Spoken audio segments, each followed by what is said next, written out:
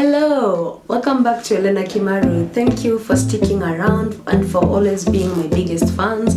Guys, for watching my videos, I appreciate you. For new subscribers, I appreciate you so much. And for the OGs, I definitely appreciate you. So, on today's video, I wanted us to introduce a new segment. But before we do that, can we just appreciate how much this hair has grown? Yes, this is my own hair. Anyway, so let's go back to the video.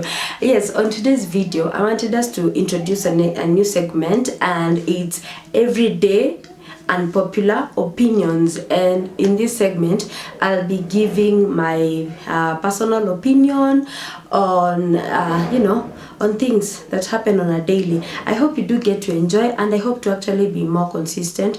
I'm actually trying to challenge myself to do like two videos a week, and if God blesses me with more content, maybe even 3, who knows. Guys, let me know in the comment section what type of videos you want me to do, because I want to do more content, be more consistent, and just be more, just be more out there. So on today's video, I wanted us to talk about weddings. Please guys, this is my personal opinion and view about the matter. It shouldn't affect whether you want to do a wedding or not. If you're my friend and you want to do a wedding and you see this video, please still invite me. Don't say you won't invite me. Please invite me. I want to come to the wedding. I want to come and have fun and enjoy on your behalf too. So it doesn't mean I don't want to attend weddings. Yes, but this is definitely my opinion on weddings. So I know it's a hot topic out here, and a lot of young people nowadays, it's like I feel like there's kind of pressure to do grand kind of weddings. People want to even outdo each other out here, and wow. And I know a lot of times we grow up with a vision, especially for the ladies. We grow up with a vision in our heads of how we want our very big day to look like, but the harsh economic times, is it really realistic? That's really my question. Is it really realistic?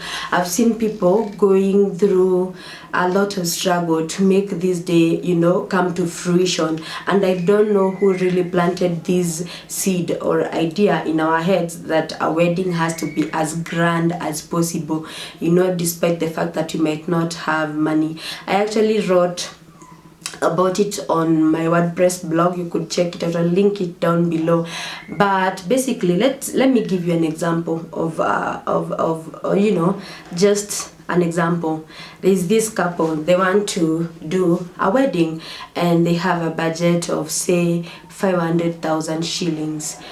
And out of these 500,000 shillings, they only have like 40,000 shillings, okay, 40,000 shillings, and they need, so they have a deficit of 460k for their wedding. Financial literacy people, come and help me here. Does it make sense? You have 40,000 shillings and you want to do a wedding for 500,000 shillings. Who's gonna fill up this gap for you? So in any case, we have normalized going through harambes, doing michangos, putting people in WhatsApp groups, so that we can be able to raise this deficit for us to have a grand wedding.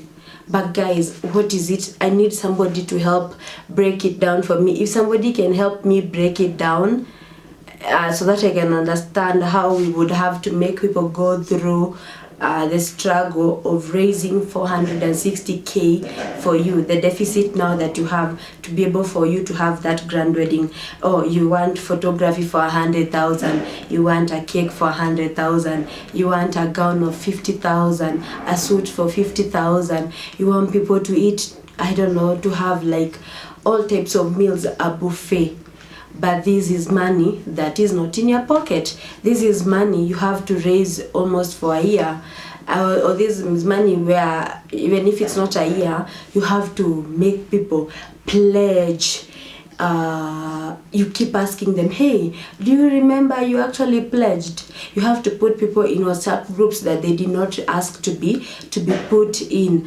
And you have to go, in short, what I'm trying to say, the picture I'm trying to paint here is, before this very grand wedding of yours happens, you are almost having a heart attack because Elena Kimaru forgot to send her pledge of 5,000 and the wedding is like tomorrow, or because somebody else forgot to give this and this they had pledged and the wedding is day after tomorrow. You see what I mean? Is it so necessary for you to go through all that so that you can do this wedding? And remember, it's a one-day affair. It's a one-day affair. After that, you forget about it. I know some people say, oh, we want the best photos, I don't know, a good videographer for memory's sake. But how many times, even now, right now that we have phones, how many times do you even take a photo or photos and you forget about them? It's not like a while back people used to have photo albums. You will go to people's homes and you'll be given photo albums, you keep flipping. Right now, no one cares. You put one photo on Facebook of your wedding, or 2 or 3, and that is it. After 2 years, Facebook reminds you of that day, and you don't necessarily have to go back to the wedding. But the question is, for me, I feel like it's a lot of struggle to depend on money that is not on your pocket, money that other people have to raise. I feel like it's a lot of mental torture to keep calling people like, hey, I feel like this is something I wouldn't put myself through. Like, I feel like it's too much. So my point is, I feel like it's too much to go through so that you can just, have a one-day memory. I feel like there's a lot of lifetime memories to make, and you don't have to go through all this struggle. So my personal opinion on having grand weddings, I feel like if you are able, you can afford 20,000 shillings, look for the cheapest rings, look for a gown that you can hire, look for just a suit, and sometimes there's a lot of means for you to get wedded or to settle down together. How many times, I'm not against weddings, but I have seen couples who just decide like, hey, we are going to settle down, so let's do a civil wedding. Like, for example, in my traditions, when you come to my home to pay my dowry, for example, that's already considered like, you've already gone through that phase, and maybe the only thing you want to do is get a certificate from AG's office to show that you're actually legally married. So in short, you don't have to go through all these kind of things, putting people in WhatsApp groups they didn't want to be in, keeping on calling people, reminding them that you have a meeting this weekend to continue planning for this very grand wedding, and looking at how, or trying to reconcile, oh, now how much do we have? It's like 5 days to the wedding and you still have like almost 200,000 deficit because the people who pledged for you, they've not given up the cash. Do you see what I mean? And I feel like a lot of times, a lot of young people, and I know they are starting life. Imagine you're just starting life with your partner, and you're starting it off on debts. You've not paid for a service provider who provided some service in your wedding. You've not paid for something, or ECG you owe who, because you just wanted this to happen and you didn't want to understand that there's repercussions for something that is very grand. You promised things that you could not deliver. You told the videographer, come take as a very quality video, but now the videographer is stuck with either your video because you did not pay for the video, or you did not pay the full amount. You are trying to make memories. Are you really making memories when somebody after the wedding is like, hey, can I get money for the video? I don't need your video anymore. Come pick your video, get me my money, because there's a service provider. You see what I mean? And also even having to put people at that, putting people in a space where they feel like, oh my God, if I don't give them, what's gonna happen? You see what I mean? That's what I'm trying to talk about. So anyway, I did a bit of Googling. I feel like Google should be everyone's friend on the types of weddings you can definitely do in Kenya. And I wanted to talk about a civil marriage. So civil marriages in Kenya, for that to happen, you need to give like 21-day legal notice. before the wedding can happen. Okay. And this notice of marriage form, you fill it at the registrar's office, and the registrar of marriage has, now the 21 days have to elapse before this happens. The fee for filing this form is only 600 shillings. Okay. And after the 21 days elapse with no objection, you can complete an affidavit as directed by the registrar of marriage, who also commissions the affidavit and completes a marriage certificate form. Payment for this service is 2,700. All right. So imagine with 2,700 shillings, your marriage is done. You don't need 500,000 shillings. Already the government now recognizes you as a married couple. And the breakdown for this 2,700 shillings is: the ceremony is 2,000 bob, the marriage certificate is 500, and commissioning is 200. And then maybe if you add the 600, the one that you had filled for the legal notice for the 21 days to elapse, that's 2,700 plus 600, that is 33.